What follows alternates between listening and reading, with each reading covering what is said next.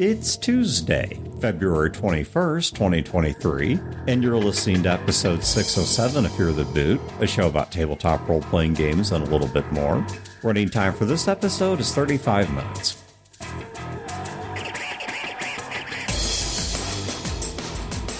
Welcome to Fear the Boot. My name is Dan. This is Mary. And this is Wayne. All right, before we get into the topic, Wayne, you have an announcement that I'm very excited about. Yep. I've had a project I've been working on for a while with Chris Hussey and Dot Moore from Resting Glitch Face, but I haven't said a word about it because I don't want to promise anything till it comes out. Well, on Christmas Day, we released a special Christmas episode of a new podcast called Bite-Sized Tales that are a flash fiction audio podcast. We each had a story on it. It was a Christmas-themed one, and the regular episodes are starting up this month. We're going to be Wednesday releases. And what is the web address? Bitesizedtales.com. Okay. And if you're confused if it has a D or not, I bought both versions. So Bite-Sized Tales and Bite-Sized Tales. So which one's the 301 redirect and which one's the actual domain? The actual is without the D. Okay, without the D. Yes. But if you want to stick the D in there... Yeah, you can. It'll go to the right place. Right. It will always find its way where it needs to go. That's right. Anyway, I will link that in the show notes. So if you are interested in checking that out, and I hope you are, then please do go over there and take a look at that. So topic for today comes from a really random place of inspiration. So about 2 or 3 nights ago, I was waiting on a refill of a med that I'm on that regulates my heart rate. And in the middle of the night, couldn't sleep. Insomnia like always, and my heart was racing. It was like Orange Theory Fitness laying in bed. Like my heartbeat was probably like 120, 150, something like that. And I couldn't sleep. It was freaking me out. So I went and sat for a while, and I just grabbed the closest book to me, which happens to be the D&D 2nd edition Dungeon Master's Guide. And I was sitting there reading through this book for the first time in probably 25, 30 years. So I was reading it very much with fresh eyes. This is something that I'm now looking at, knowing a whole lot more about role-playing games as a hobby, knowing more about their history. The industry itself. Yeah, even now, because of mostly through Fear the Boot, some of the people that are in the credits of this book I have met, I have talked to, gotten to know these people, pick their brains on what they were thinking. And to supplement this conversation, before I introduce exactly what it is I observed in the book, Wayne, what was the documentary that you were just watching? Yeah, it was the other night. A bunch of people that I know are on Discord watching a documentary together, but I couldn't join them because I was at the hospital with my dad. So when I came home, I bought the documentary, watched it, and it is Secrets of Blackmoor. And the documentary is really good. It goes into the history of Dave Arneson's Blackmoor campaign leading up to the creation of D&D. So all of that time of miniatures wargaming, adding in role-playing, and how the hobby was basically created around a couple groups in the Twin Cities area. Apparently, a lot of these concepts date back to a game that was written around 1880 called Strategos, which was, as best I understand, it was a game that was published within the U.S., and it is apparently a bullet stopper of a book, at least to hear it described. I've never read it. This is actually the first time I have ever even heard of its existence. But it apparently was written around a war game, but also introduced a lot of concepts of role-playing and what we'll call soft interactions or soft rules, where if you have a column in movement or something like that, you can go into a town and then role play out a scene where your colonel is talking to the town's mayor to learn something about the troop movements they've seen from the enemy or whatever. Yeah, one of the core concepts of it that they talk about is this idea that if these people, your troops, if they could do it in real life, then you can try it in game. Right. Whether there's rules for it or not, you can try it. You can try anything, the origin of that idea. Yeah, exactly. If it makes sense, and I think the exact quote said something about it may not succeed. Right. Which implies, once again, there is either a die roll or some kind of a role-playing type interaction. Some decision-making element. Right. Yeah. So there has to be someone or something that makes that call, that makes that decision. But these are all the basic building blocks of a role-playing game. And so it is kind of interesting to find out that this did not begin where a lot of people, including us in the past, thought it began, which is with Gary Gygax, Dave Arneson, and Alia, but instead it actually dates back about 100 years prior to their gaming. Yeah, and it was fascinating watching the documentary. A lot of them met because they checked this book out of the library, and then he looked to see who else had checked it out, and then went around to those people to try to put together a gaming group because it was somebody that had the same interest as them. Because there was no internet back then for them to look on. Yeah, and you couldn't discover each other any other way because this is a hobby based on a 100-year-old book that they are creating as they go, or recreating, if you will, or codifying, or whatever you want, iterating on it. I don't know. Yeah, whatever using it as inspiration to create something new. So it's a really interesting way to find a particular niche or subculture. All right, so let's flash forward to a couple nights ago when I'm sitting there on the bathroom floor reading a book, trying not to freak out. And as I was reading through the second edition, Advanced Dungeons & Dragons Dungeon Master's Guide, I noticed two things about the rules. One of which I recalled from my days playing second edition, one of which I didn't. Now, the one that I recalled is a lot of the rules felt very disconnected, haphazard. For example, on any given D20 roll, is it better to roll high or low? They couldn't make that decision. It was not until third edition that higher always became better. That sometimes you wanted to roll under the value, sometimes you wanted to roll above it. And there's just a lot of rules in here where it's not like if you know how to do this portion of the game, that gets you 75 to 90% of the way there on how to handle another situation. For example, one of the things Mary and I were talking about is we think one of the best takes on firearms in D&D, because armor from that era is going to be insufficient to it, is treat them as a ranged touch attack. Right. Well, we know what a ranged touch attack is because this concept already exists from spells and other powers, and so we don't have to learn a new set of rules to make this work.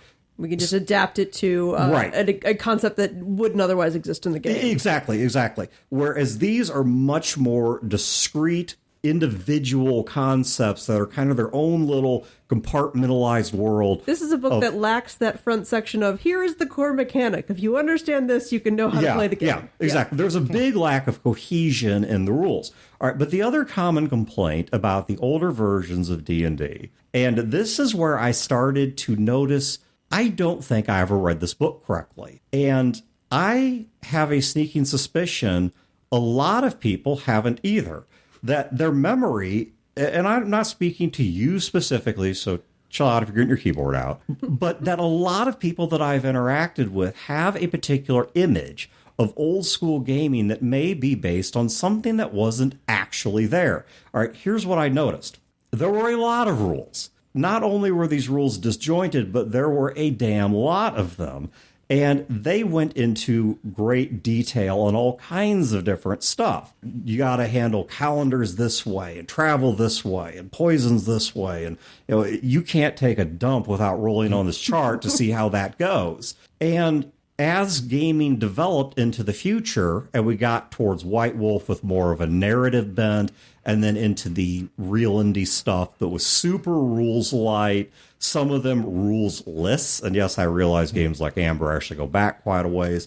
But in terms of them appearing really anywhere close to the role-playing mainstream, you're talking about things that didn't happen until the 90s, the early 2000s, some of them not even until, let's say, the 2010s. Popularly, you're talking at least 20 years after the advent of role-playing games as, like, of D&D. Right, yeah. I'm talking at least popular enough that if you were to walk into a convention, these companies would have a booth and there'd be more than one of them. And if you threw down the book in a pickup area, people would recognize what it was. And it wouldn't just be, that one tiny little ultra minority niche. But games of the first wave of role-playing, so let's talk the mid-70s through the mid to late 80s, were always remembered as being very, very heavy on crunch, very heavy on rules. The game dictated everything to you. And what indie gaming brought to the table, excuse the pun or don't, is freedom to the players and game masters. But as I was reading this book, I noticed there were so many places where the sentences were filled with words like might, may, can, or phrases like if you so choose, or if you don't know how to handle this, or some game masters may want to, or some players may like, and then it goes on to explain a concept, and it defines it well enough you could probably use it as a rule. But the whole thing is couched not in terms of you have to do this because this is how the game is played, but hey, here's some advice that might help make your game a little better, but we're not trying to convey a hard and fast rule here. This is just something you might want to consider. They even have sections in here, like one of them I'm looking at right now on random encounters, where they offer point counterpoint on whether to even use random encounters or not. Wow. That's the staple of gaming that has frustrated people for so long. Yeah. This is fascinating to me because I've never played before D&D 3.5. I've never seen the books before 3.5 to even see what all this came from. I've only heard the people that talked about playing it. Well, and I haven't played before 3. Well, I played 3, but not before 3rd edition. But I have read some of the books because a lot of the Forgotten Realms supplements, some of those are only exist in 2nd edition, and they're really good from there. But yeah, I've never played in it, but yeah, reading it is a different experience. Yeah, and I remember going back to my days as a teenager. I have been rules lawyered, and I myself probably rules lawyered off of things that now as I go back and read it, they weren't rules.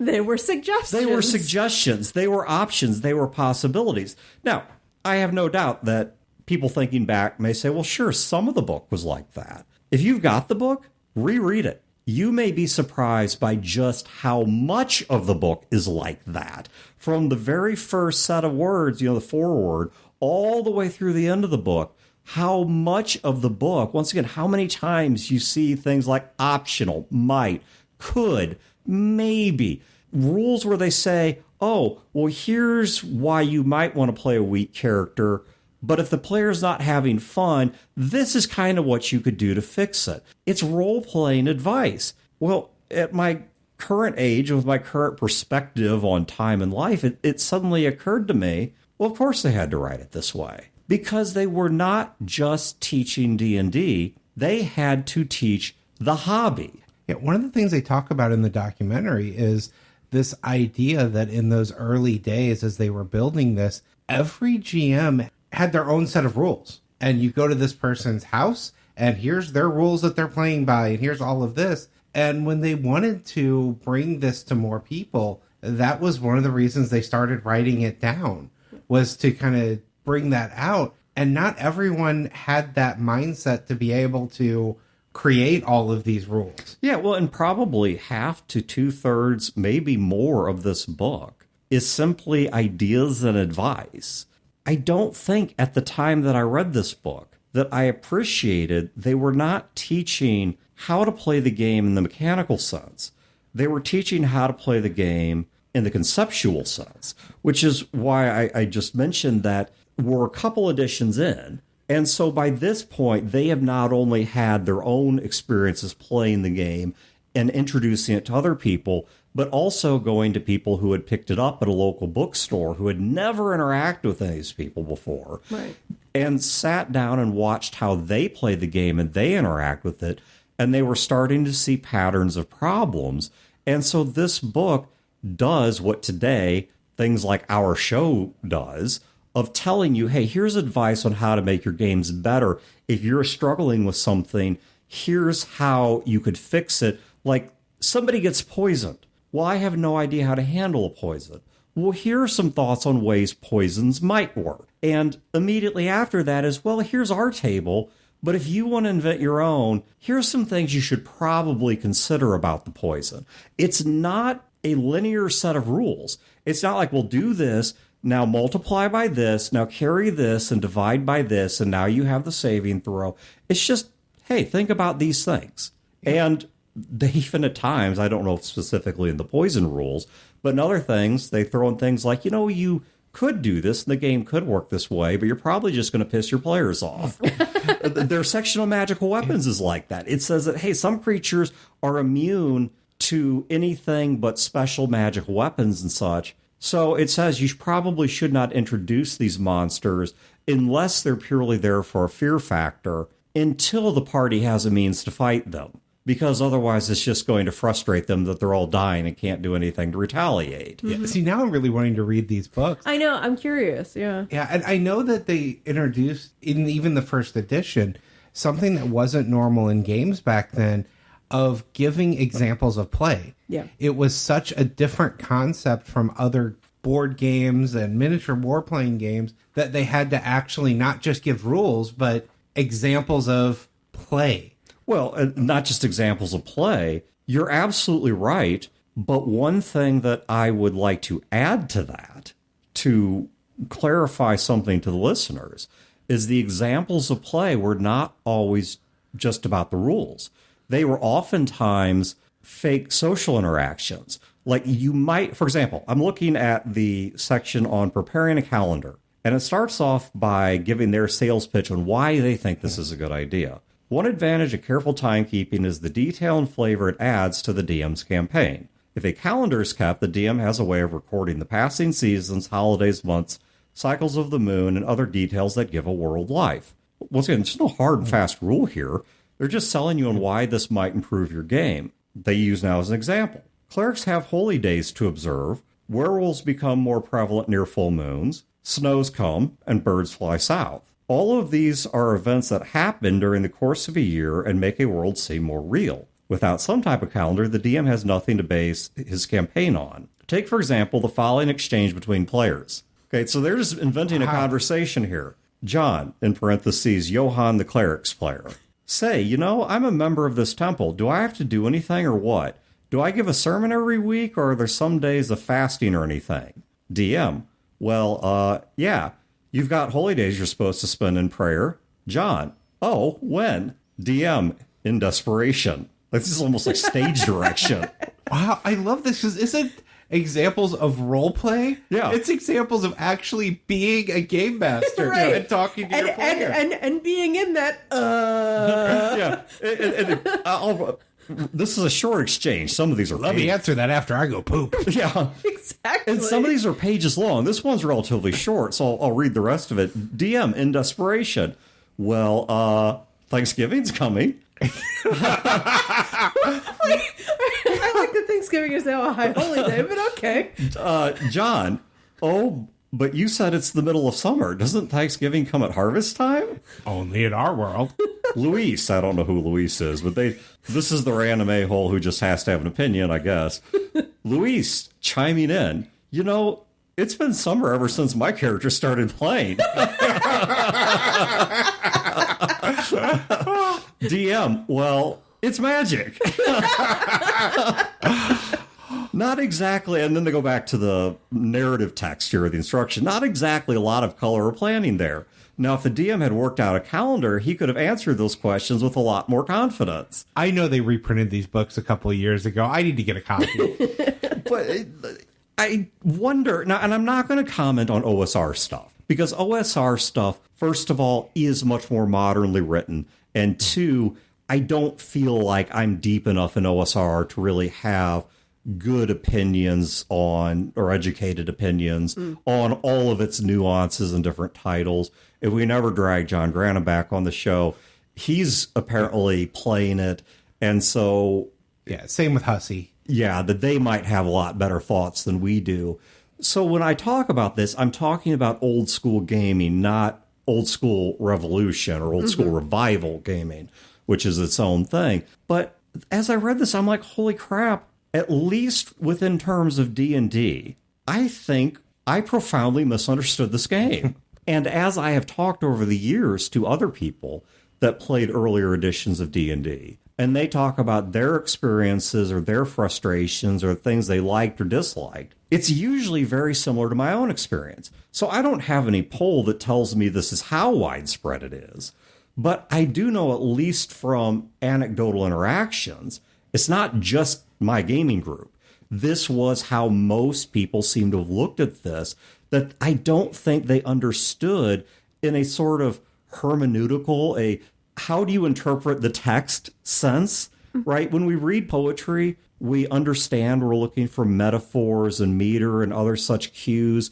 There's an intention to the writing that's going to be different from how you read a newspaper. And in the same way, I think that when people read these books, they had the understanding that they were reading a rules book like you would find in Monopoly, and did not catch the lingual cues that, no, these are describing ways of improving your game or helping you head off problems before they occur or upping the quality of your games.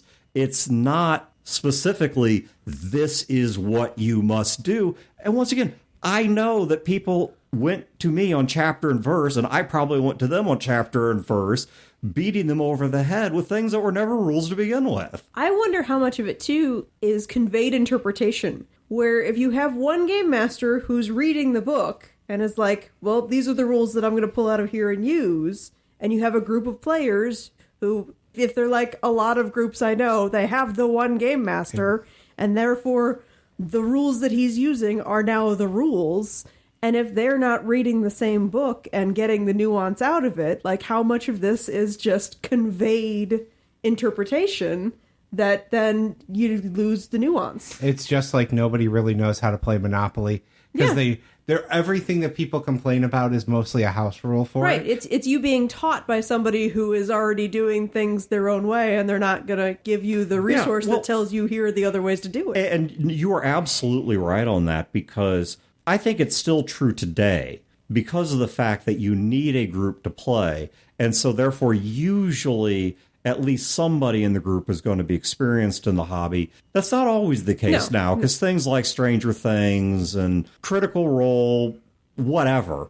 I see it at the game table right now of people playing D&D that remember things from previous versions and bring it in thinking it's in 5e. Yeah, when it's things not. that aren't in 5e anymore. There are things that people still pull out of 3.5 that were never in. Like, the critical failure has always been a variant rule in 3.5. Like, but people think that it's part of the core rules and they carry it over. Yeah, but it doesn't exist. It's funny because even the critical fail thing is specifically addressed in here, where they talk about why critical fails may not be a good idea, and they actually recommend against them, but then go on to say, but if you want to do it, here's what you need to consider, and here's how that would look in context of the rest of the game. And that's how they phrase it. I don't have that page open.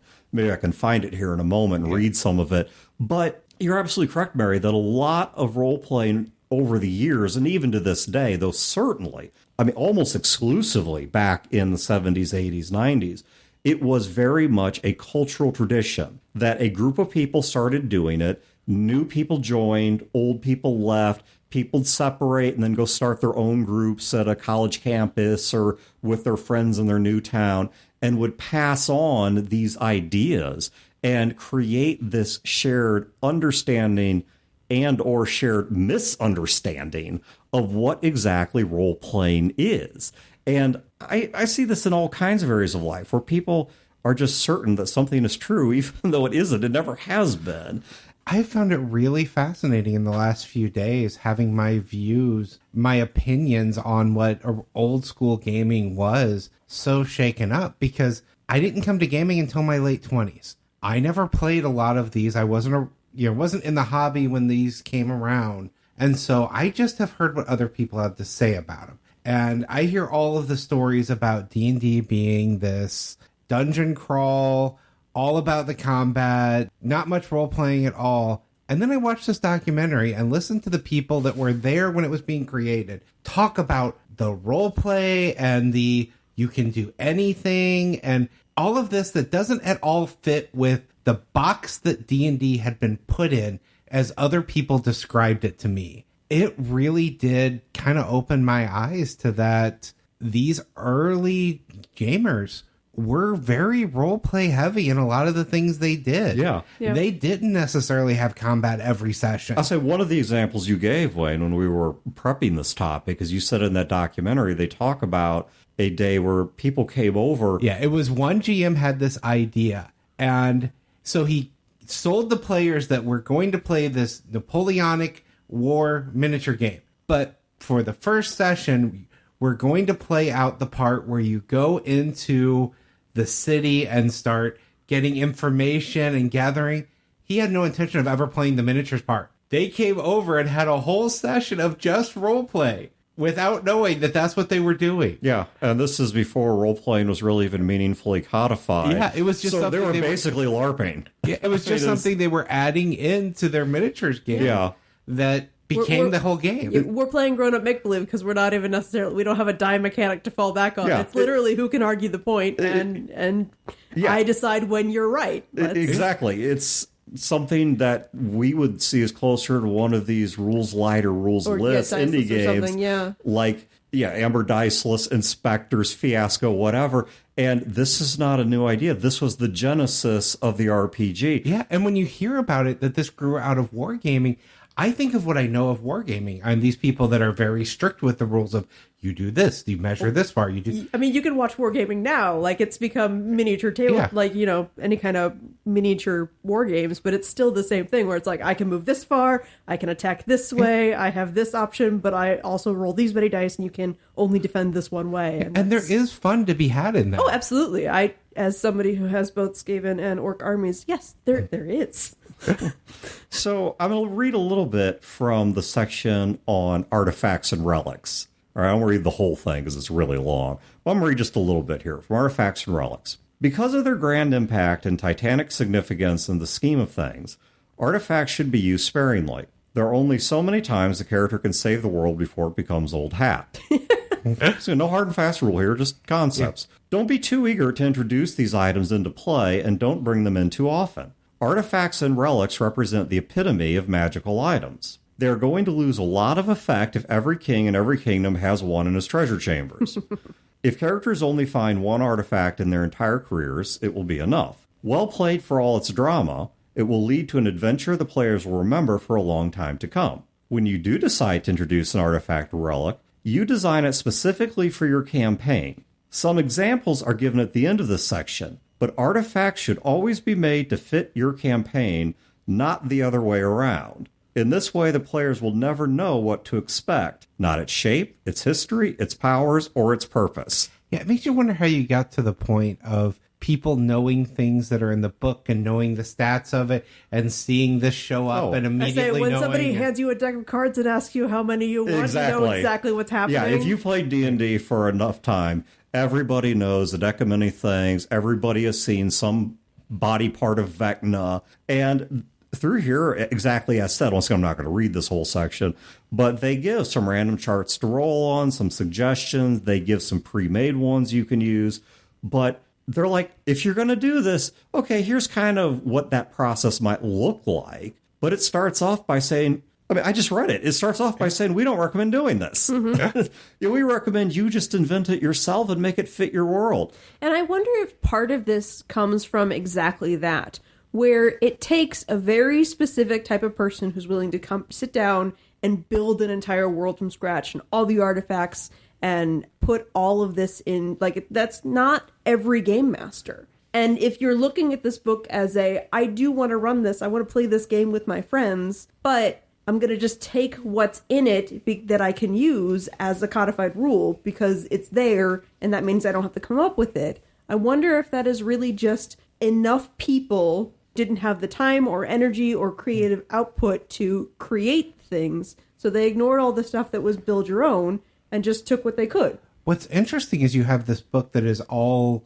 giving you advice and telling you to build your own, and then the module market grows around it that is kind of the antithesis of what the book is saying. Yeah. Well, and although actually that does come back to, like, there's always that stereotypical cycle that Gygax is supposed to have said, where you start here, you move here, and eventually you build your own role-playing game. Eventually you run a convention. Right, well, yeah, that too. You build your own role-playing game and start a convention around it. But that idea of building your own role-playing game really is the epitome of this, which is, this is really up to you. You have to put in everything that we're not giving you. We're giving you options. Yeah. But it's up to you to build it. And so many people just stop at, this is here, this is fine, I'm going to use it. Yeah, and I don't have a problem with that. And I don't think anyone at this table does. No. If you as a game master want to use this for reference, or you're not feeling that creative, or you just don't enjoy that part of running a game, and you want to use what they've got there, say, hey, if they've thought this over and they have experience, they designed the rules, they've played the rules, let's just use their system because it's good enough. There's nothing wrong with that. I think what really baffled me was how much I assumed was in this book that either is not there or is there but in a very different form, and how much of this, as we've been saying, it's just a shared cultural understanding that doesn't actually match the scripture. I'm wondering if some of it came not from the book, but from the modules. Because when you talk to the old school players, a lot of times they'll be sharing stories of the specific modules they played through. And I wonder if some of the rules and alternate rules that came with the modules and the way the modules ran you through things actually became more of a defining experience of D&D than the actual core rulebook did. Well, and that, yeah, because that becomes, like, instead of just reading through a couple of examples of play, that becomes the example of play. That is, this is how this game works, but in a more rigid structure than anything presented in that book. Yeah, I think as someone from the outside that was not part of the hobby then and came to it later, and just hearing all the stories, I think a lot of the shared vision of what D&D was and what those early games were actually were from the modules that were guiding a play style. And that had more to impact what we think of as D&D than the rule book itself. Yeah, that part I can't comment on too much because our gaming group, even from the start, never really used modules. I owned a bunch. I had a bunch, sometimes because I just liked the art. Some of them had been given to me by people. So, I mean, I have modules going all the way back to first edition D&D, but I don't have a long history of play with them. So I'm not sure what relationship they did or didn't have or would or would not have had with my gaming group. Maybe they would have, and maybe that was a common shaping factor. I don't know. Just, once again, lack of personal experience there. But well, and I wonder how much of it, too, would come from if we're creating a hobby by having a bunch of disparate groups of people get together and do this on their own. Those modules being the one experience that you can share across groups that don't otherwise know each other become a touchstone in a way that they might not have otherwise.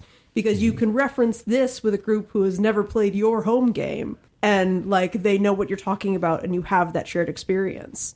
So I wonder if that spreads faster or more concretely through the hobby than, the each individual group and whatever they decide to do. So one random aside to close this out on, I guess I just, once again, don't remember this book all that well, because I didn't realize before someone actually went and created it, the Book of Vile Darkness was just a standalone magic item. And then someone felt the need to actually go out and create it as a rules supplement. Yeah. I didn't realize that. So, I don't know. I guess it just never came up because we never really played evil characters or dealt with anything all that depraved in our games. So, I guess it just never came up for us. But anyway, it's just an interesting thought exercise. And once again, be sure to check the show notes. There's going to be a link to Bite-Sized Tales. And then also, I will see what I can find link-wise for that documentary one. What was the title of that again? Secrets of Blackmoor. Secrets of Blackmoor. Okay, I'll see what I can find on that. So if anyone's interested in tracking that down to watch for themselves, you can go out and find it, and I'll see if I can figure out where it's streaming. Their website lists everywhere you can get it. Oh, okay, never mind. Then I'll just link straight to their website, and I'm going to have to go watch this myself because I just heard about this for the first time right after dinner tonight. So, as always, thank you guys for tuning in. Have a great week and great games, and we will catch you next time. This has been a production of Fear the Boot, copyright 2023. Listeners are free to use this episode in a non-commercial endeavor, so long as credit is provided to feartheboot.com. You can find previous episodes and other resources at feartheboot.com. If you wish to support this show and its related endeavors, you can do so at patreon.com/feartheboot.